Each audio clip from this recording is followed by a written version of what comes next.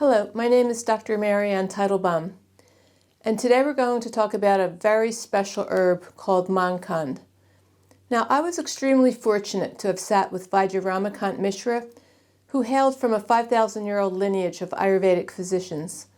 He had an encyclopedic knowledge of herbs, and as a result was asked to give up his busy Ayurvedic practice in India and come to America to develop formulas for Maharishi Ayurvedic Products International, one of America's first Ayurvedic herbal companies, which sold to both doctors and patients alike.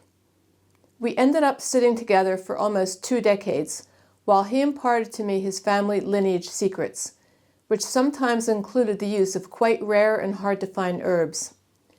And as he taught me the herbs, he would regale me with stories from India, revolving around the use of these Ayurvedic gems, which were used by his father and grandfather in their busy Ayurvedic practices. And one of the more fascinating stories revolved around the use of a very rare and precious herb called Mankand, or Alocasia indica. The herb itself is not only interesting in how it affects our bodies, but it came with a fascinating story which I'll never forget. It turns out that one of Vaidya's extended family members fell extremely ill and wound up in a hospital in a coma due to liver failure caused by severe cirrhosis of the liver. And while in the coma, he was put on a waiting list for a liver transplant. And during that time, the family reached out to Vaidya Mishra to see if there was anything he could recommend to help him. He told them about this rare and precious herb, Mankand, which he himself had been unable to find. But if they scoured India thoroughly and were perhaps lucky enough to find it, he thought there was a chance it could save his life. Miraculously, they were able to find it, and they immediately administered it to him. He not only successfully came out of his coma, but his liver function improved so quickly that he was taken off the liver transplant waiting list. And even more amazing, he flew shortly after that to the United States, where Vaidya and I were teaching a course on the liver. And I got to meet this man firsthand, and Vaidya told me to feel his pulse. I could see in his pulse that the liver was now very strong, which meant he could now be put on the herbs to clean it out. Vaidya told me that Mankand is the only herb for the liver that doesn't detoxify the liver, which you might feel would be counterintuitive. But the truth is that when the liver function becomes this weak, you can't torture the liver, as Vaidya used to call it, but you have to gently bring the liver back to its normal function so it can eventually be cleaned out. The diet needs to be adjusted as well, only allowing cooling, nurturing, well-cooked foods, summer squashes, and other stoma-producing vegetables to nourish the weak, sick organ. He told me that while Mankand doesn't clean the liver, it actually does something even more amazing. It regenerates liver cells. That's the good news about the liver, that it's capable of regenerating itself, and this is the herb to do it. In the early stages, we gave him the vibrational version of the herb, so his liver didn't have to digest it, since it was too weak to digest any herb. This homeopathic version of the herb gives the same benefit as the crude herb, but it's easier for the liver to handle since the liver isn't involved in its digestion and assimilation. But instead, it goes into the vibrational gaps in the body, creating its healing effects, just as the crude herb would. Of course, I asked Vaidya if there was enough of this herb left for me to offer to my patients, fully aware that it's very hard to find in India. He said that creating the vibrational versions of the herbs requires very little of the crude herb, so he said he was glad to share it with me and my patients. I was thrilled, and to this day, about 20 years later, I still use this herb very commonly in my practice.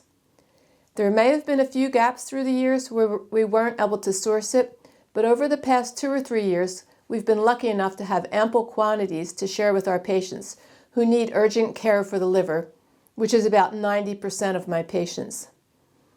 Since that time, I've used it to regenerate the liver in so many patients, helping them to reverse a fatty liver, to heal the liver from cirrhosis, or autoimmune or regular hepatitis, and just helping to heal the liver from the use of bad vegetable oils, margarines, white table sugar, agave, alcohol, food additives, preservatives, the overuse of antibiotics, vaccines, statin drugs, birth control pills, and other medications, all of which damage the liver.